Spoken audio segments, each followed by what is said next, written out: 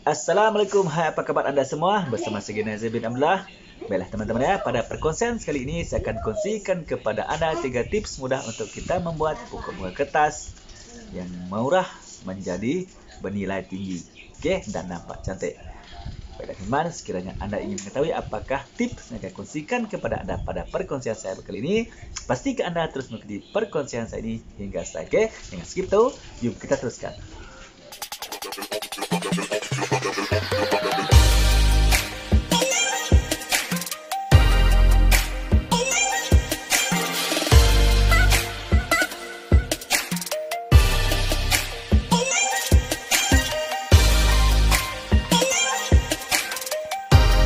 Okey, baiklah teman-teman ya. Untuk perkongsian saya pada kali ini, saya masih lagi menyentuh berkaitan dengan pokok bunga kertas, teman. Ini saya tunjukkan khas untuk anda yang meminati pokok bunga kertas dan ingin membuat bunga kertas secara mudah, okey, menjadi sebagai bonsai ataupun bahan bonsai kita.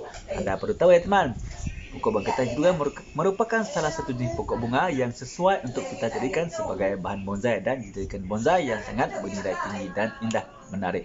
Okey, baiklah teman-teman ya, untuk perkongsian kali ini saya akan kongsikan kepada anda semua ya, terutamanya anda peminat bunga kertas, 3 tips yang mudah untuk kita membuat bunga kertas menjadi sebuah bonsai yang bernilai tinggi dan indah dipandang. Okey, baiklah pertama teman-teman ya.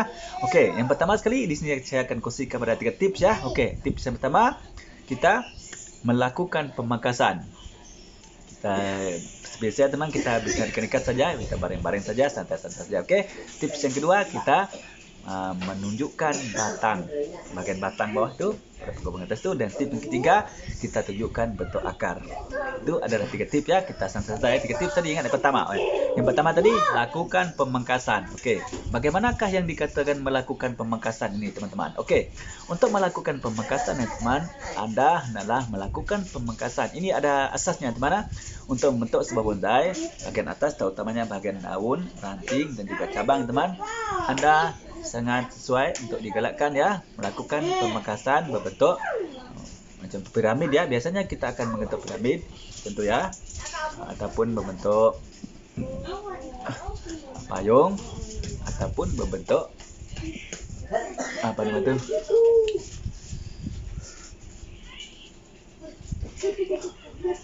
segitiga. Okey, segitiga. Okey, itu adalah asas ya, itu adalah bentuk asas ya kepada sebuah bonsai ini, terutamanya pada bahagian ranting dan juga cabang. Ingat ya, bentuk piramid ataupun segitiga ataupun bentuk payung. Okey. Lepas tu tip yang kedua tadi teman-teman ya, anda perlu melakukan penunjukan ya. Anda tunjukkan bahagian batang dari pangkal tu, teman. Di pangkal tu dari pangkal bawah saja. Macam ni, dia buat pangkal macam ni. Ini pangkal bawah kan?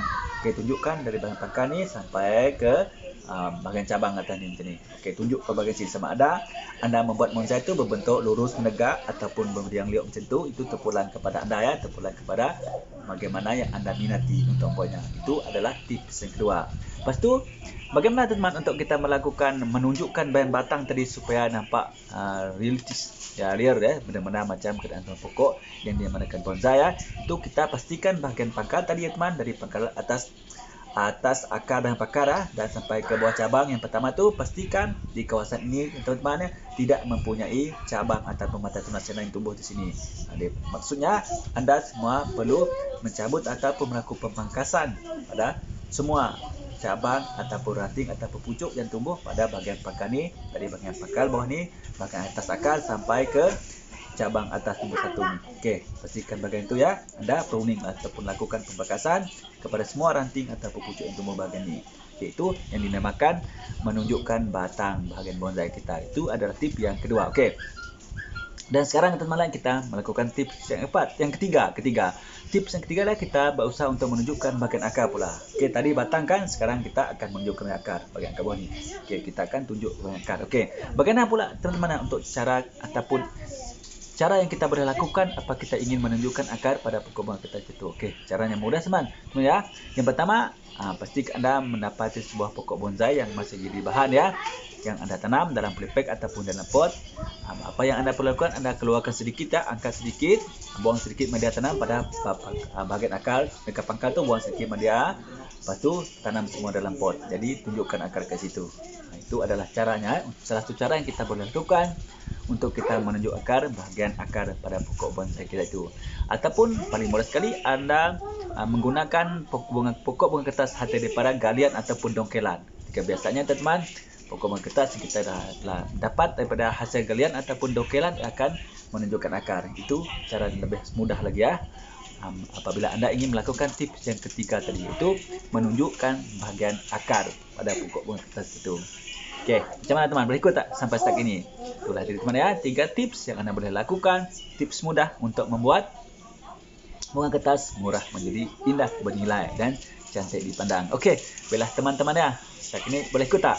Oke, baiklah teman ya. Saya harap Anda semua dapat faham dan dengan sedikit pengharapan daripada saya teman, dengan sedikit perkongsian daripada saya pada ini, terutama juga pada Anda itu yang meminati pokok bunga kertas ya, yang masih lagi belum tahu bagaimana cara asas ataupun tips untuk Anda membuat pokok bunga kertas yang murah, yang biasa-biasa saja menjadi satu pokok bunga kertas yang bernilai dan cantik dipandang. Teman-temannya pokok bunga kertas. Oke, teman-teman ya. Seperti biasa teman, sekiranya Anda merasakan perkongsian daripada saya pada kali ini memberi manfaat kepada Anda, sila klik tombol subscribe dan tekan tombol loncengnya teman, supaya Anda menjadi orang yang pertama sekali akan dapat mengikuti perkongsian terbaru daripada channel saya ini, terutamanya berkaitan dengan alam pembonsaian. Bagi teman-teman tu yang masih lagi belum subscribe ya teman-teman, silalah subscribe ya. Kerana subscribe itu sangat gratis, gampang dan mudah. Marilah kita sama-sama berkongsikan yang boleh manfaat.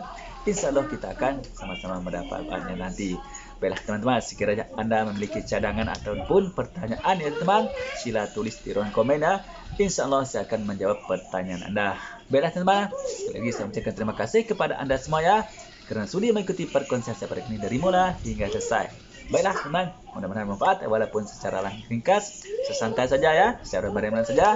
Saya harap Anda dapat mengikutinya, dapat memanfaatkannya dan dapat sedikit perkongsian. Oke, baiklah teman-teman, seperti biasa teman, sebelum saya mengakhiri perkongsian saya pada kali ini, marilah kita sama-sama berselawat kepada kekasih kita Nabi Muhammad SAW. Mudah-mudahan kita mendapat syafaatnya dari dunia sampai akhirat. Jom kita sama-sama berselawat. Bismillahirrahmanirrahim. Allahumma salli ala sayyidina Muhammad wa ala alihi wa sahbihi wa barik wa sallim. Baiklah teman, cukup sampai setakat ini dulu untuk perkongsian saya pada kali ini. Salam satu hobi, salam bonsai. InsyaAllah kita akan berjumpa lagi di perkongsian saya akan datang. Bye-bye.